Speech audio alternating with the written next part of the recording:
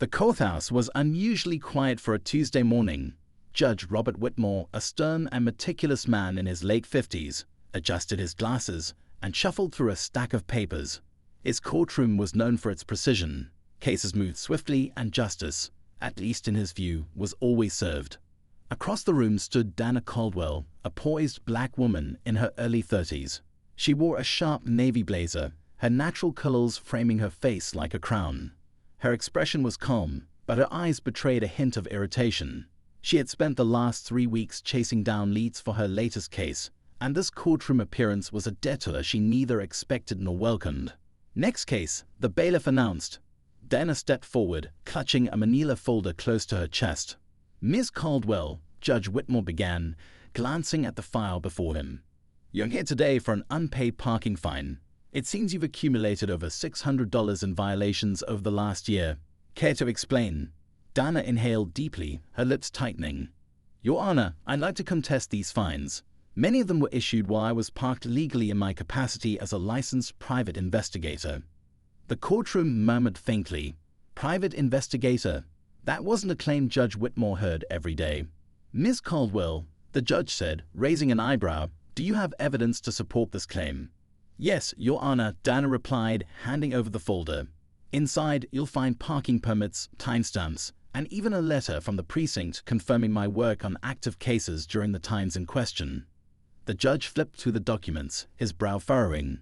He wasn't used to being challenged so directly, especially by someone who came across as so self-assured. "These documents are thorough," he admitted, "but even with these, the law is clear. Permits or not, you've exceeded the allowable parking time in these zones. The fines stand." Dana's jaw clenched. "Your Honor, with respect, the law also states exceptions can be made for those working in official capacities. I was parked near crime scenes, gathering evidence, and assisting law enforcement. Fining me for doing my job seems counterproductive, don't you think?" Judge Whitmore leaned back in his chair. "Ms. Caldwell, you may believe your work justifies these violations, but this courtroom operates on facts, not feelings. I am upholding the fines." Dana's calm demeanor cracked ever so slightly. She opened her mouth to speak, but stopped herself. Instead, she nodded curtly. "Understood, Your Honor. Thank you for your time."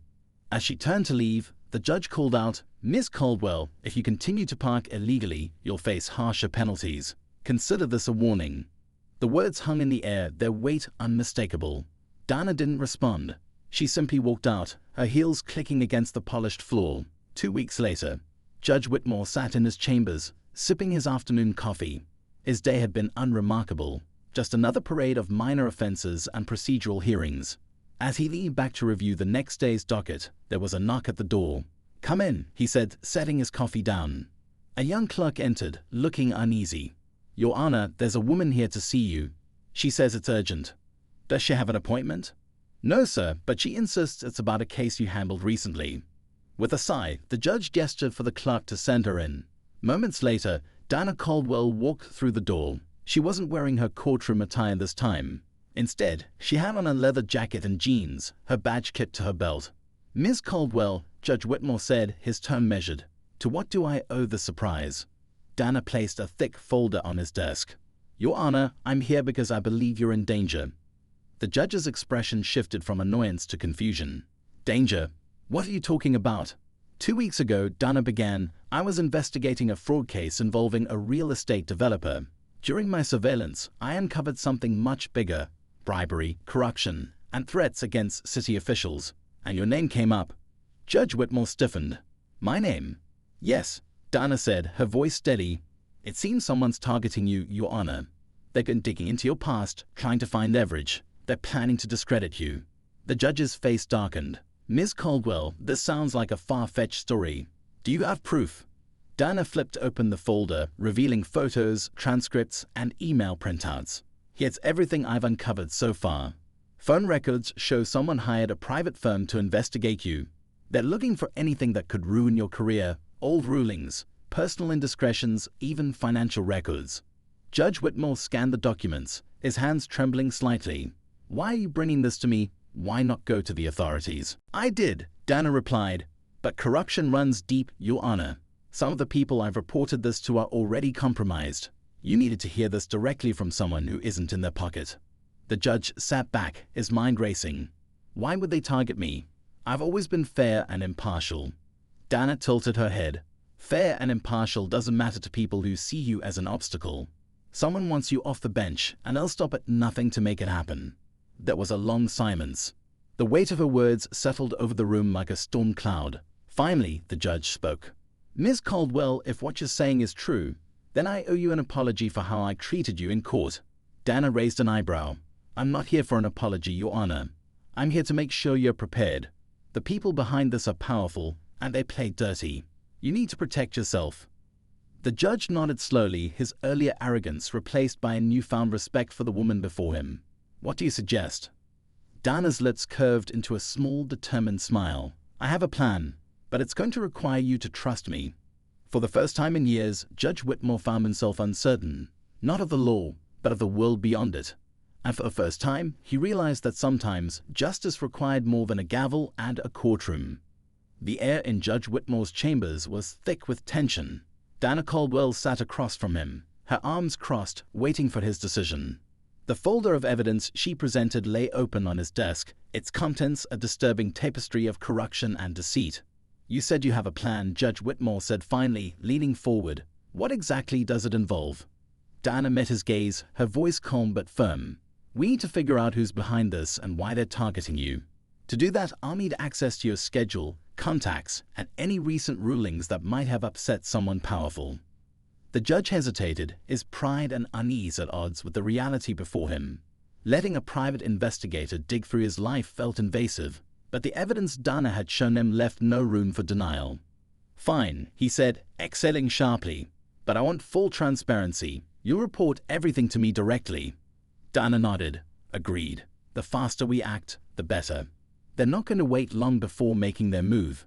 2 days later, Dana parked her car outside a sleek office building downtown. Through her investigation, she had traced the payments for the private firm hired to dig into Judge Whitmore back to a shell company. The building before her was its registered address. The receptionist barely looked up as Dana walked in, her badge discreetly tucked into her jacket. She approached the desk with confidence, her demeanor professional but unyielding. Good morning, Dana said. I'm here to meet with the manager of Apex Consulting. Could you direct me to their office? The receptionist frowned. I'm sorry, but we don't have a company by that name here. Dana's expression didn't falter. That's interesting because their business license lists this address. Are you sure? The woman's face twitched ever so slightly. Let me double check. She disappeared into a back room, leaving Dana alone. Dana glanced around, her instincts kicking in. Something wasn't right. The receptionist's hesitation, the overly polished lobby. It all felt staged. She spotted a security camera in the corner and made a mental note of its angle. When the receptionist returned, she wore a tight smile. I'm sorry, ma'am, but there's no record of Apex Consulting here. Perhaps they've relocated. Perhaps, Dana replied, her tone neutral. Thank you for your time. As she exited the building, Dana pulled out her phone and dialed a number. Jay, it's me.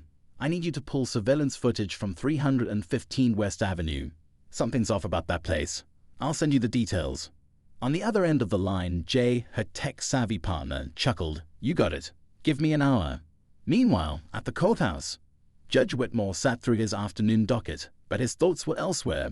Dana's warning had shaken him more than he cared to admit.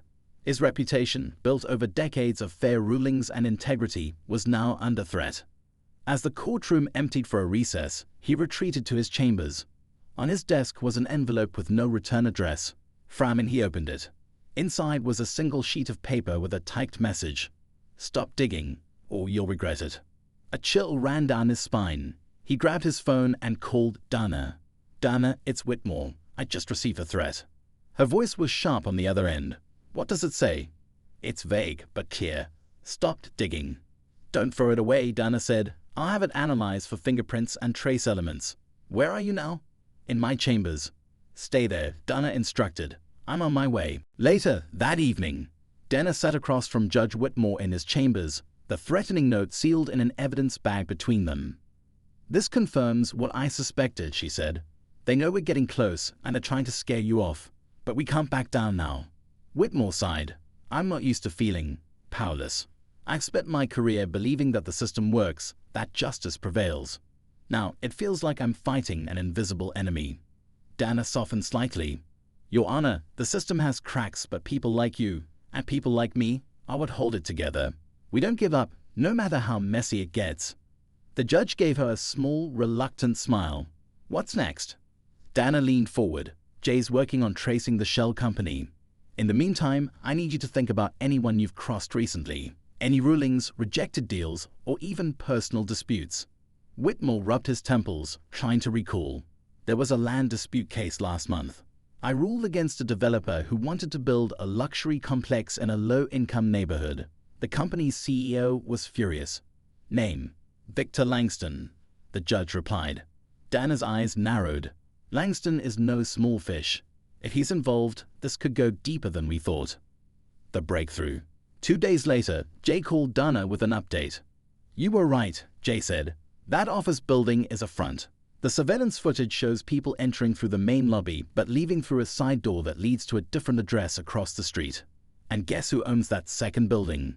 Victor Langston, Dana guessed. Bingo! It's a private firm specializing in consulting, which we both know is code for corporate espionage. Dana's heart raced. Good work, Jay. Send me everything you've got. The confrontation. That evening, Dana parked outside Langston's private estate. It was a sprawling property surrounded by high walls and security cameras. She had no intention of breaking in, yet. Instead, she waited until a car approached the gate. As the vehicle paused for the gate to open, Dana slipped through on foot, blending into the shadows. She moved quickly and quietly, her eyes scanning for weaknesses in the security. When she reached the main house, she found Langston's study window slightly ajar. From her position, she could hear voices. Langston's deep and authoritative, and another, more nervous tone. I told you to handle this quietly, Langston said, his frustration evident. If Whitmore starts talking, it could ruin everything. We're doing our best, the other man replied. But that investigator he's working with is sharp. She's already traced us back to Apex. Langston cursed under his breath. Then take care of her. I don't care how. Dana's blood ran cold. She pulled out her phone and started recording. A narrow escape. As she backed away from the window, her foot brushed against a loose gravel stone. The sound was faint, but loud enough to draw the attention of one of Langston's guards. Hey, who's there? Dana bolted, her heart pounding as the guard shouted behind her. She weaved through the estate, her years of training kicking in as she scaled a side fence and disappeared into the night. Back to the judge. Dana burst into Whitmore's chambers the next morning, out of breath but triumphant. Your Honor, I have what we need. Langston is behind this, and I've got it all on tape. Whitmore's eyes widened. You have proof. Audio evidence, Dana confirmed. And now we take it to the authorities. The real ones, not the ones in Langston's pocket. The judge nodded, a newfound determination in his eyes. Let's bring him down. The morning air carried an electric tension as Dana Caldwell and Judge Whitmore prepared to take their next step. Dana's recording of Victor Langston conspiring against the judge was damning, but it wasn't enough to topple someone with Langston's connections. They needed to secure additional evidence and find allies they could trust. In Whitmore's chambers, the judge paced back and forth while Dana stood by the window, scanning the street for anything unusual. We can't just waltz into the police station with this, Dana said. Langston's reach is too long. If we hand this over to the wrong person, it could disappear before it ever sees the light of day. Whitmore stopped pacing and turned to face her. Then what do you suggest? Langston's already threatened both of us. Every second we wait, we're giving him more time to cover his tracks, or worse. Dana's eyes narrowed. We need someone outside Langston's sphere of influence, someone who can act fast and isn't afraid to take him on. I know a guy in the FBI, Agent Terrence Locke. He's honest, sharp, and has no love for corporate corruption. If we bring this to him, it's our best shot. Whitmore nodded slowly. If you trust him, then let's do it. But how do we make contact without tipping Langston off? Dana smirked. Leave that part to me. The meeting. Later that day, Dana and Whitmore arrived at a small diner on the edge of town. The booths were worn, the coffee lukewarm, but the place was quiet, perfect for a covert meeting. Agent Terrence Locke arrived exactly on time. A tall man with a military haircut and sharp, penetrating eyes, he had an air of authority that made people sit up straight when he entered a room. Dana, Locke said, shaking her hand firmly. It's been a while. Terrence, Dana replied. Thanks for meeting us on short notice.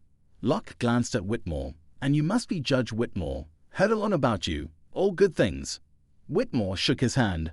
"Let's hope it stays that way." As they settled into the booth, Dana pulled out her phone and played the recording of Langston's conversation. Locke listened intently, his expression growing darker with every passing second. When the recording ended, Locke leaned back, his jaw tight. "This is big. Langston's got deep pockets and friends in high places. If he's targeting you, Judge, it means you're standing in the way of something worth billions." "That's exactly why we need your help," Dana said. "We can't trust the local authorities. Langston owns too many of them." Locke nodded. "You were right to come to me. I'll open an investigation and start pulling records on Langston's dealings. But this won't be easy. Guys like him don't go down without a fight." Whitmore leaned forward. "What do you need from us?" "Keep your heads down and stay alert," Locke said. "Langston will get desperate when he realizes the walls are closing in. I'll be in touch when I have something solid." The retaliation. That night, Dana returned to her modest apartment, exhausted but determined. As she unlocked her door, her instincts flared. Something was off. The faint scent of cologne, a scent she didn't wear, lingered in the air. Her eyes darted to the window, where the curtains were slightly ajar. Someone had been here. Dana moved silently, her hand with a taser concealed in her pocket. She scanned the room, checking for anything out of place. On her coffee table, she found a single piece of paper with one word scrawled across it: "Stop." Her blood ran cold. They weren't just watching. They were sending a message. Without hesitation, Dana grabbed her phone and called Whitmore. "Judge, it's Dana. They've been in my apartment." "What?" Whitmore's voice was a mix of concern and anger. "Are you safe?" "I'm fine," Dana said. "But this means they're getting desperate. We need to move fast." Uncovering the network. The following morning, Locke called Dana with an update. "We got a lead," he said. "Langston's shell companies are tied to a massive real estate deal involving city officials. He's planning to push through zoning changes that will displace hundreds of families. That's why he's targeting Whitmore. Your ruling blocked one of his key projects." Dana's grip tightened on the phone. "So this isn't just about money. It's about power and control." "Exactly," Locke said. "And we've uncovered something else. Langston's been funneling money to a private security firm that specializes in unconventional tactics. You and Whitmore need to be extra careful." Dana glanced out her window, scanning for anything unusual. "What's our next move?" "I've got a warrant in the works to raid Langston's offices," Locke said. "Once we have his files, we'll have enough to take him down. But until then, stay alert. He knows we're coming." The raid. 2 days later, Dana and Whitmore waited anxiously as Locke and his team carried out the raid on Langston's offices. When Locke called, his tone was triumphant. "We got him. Files, emails, financial records, it's all here. Langston's been bribing city officials, threatening judges, and laundering money through offshore accounts. This is enough to put him away for decades." Whitmore let out a breath he didn't realize he was holding. Thank God. But Dana wasn't smiling. "If we have this evidence, Langston knows his time is up. He won't go quietly." The final confrontation. That evening, as Whitmore prepared to leave the courthouse, he noticed a black SUV idling near the entrance. His pulse quickened. He called Dana. "There's a car outside. I think they're watching me." "Stay where you are," Dana said. "I'm on my way." Within minutes, Dana arrived, her car screeching to a halt in front of the courthouse. She stepped out, her eyes locked on the SUV. The vehicle's door opened, and 2 men in suits stepped out. One of them smirked. "Ms. Caldwell, Judge Whitmore, good evening." "Who are you?" Dana demanded. "Just messengers," the man said. "Mr. Langston wanted to remind you that some battles aren't worth fighting." Dana's hand hovered near her taser. "And you can remind Langston that some people don't scare so easily." The man's smirk faltered. "You've been warned." The men returned to their SUV and drove off into the night. The fallout. The next morning, headlines blared across every major news outlet. Real estate tycoon Victor Langston arrested in corruption scandal. Langston's empire crumbled as Locke's team unveiled his web of crimes.